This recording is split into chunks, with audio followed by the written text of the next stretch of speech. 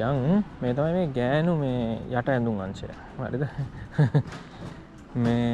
මේක අස්සට ගියාම නාන ප්‍රකාර දේවල් මේකේ තියෙන්නේ.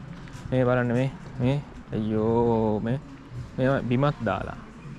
මේක තියෙනවා බං ස්ට්‍රැප්ලස් කියයි, ටී-ෂර්ට් බ්‍රාස් කියයි, එක ඒවා. වන්න මගුල්ද මන් දන්නේ නැහැ බං. මේවා මේ ඩොලර් 3යි.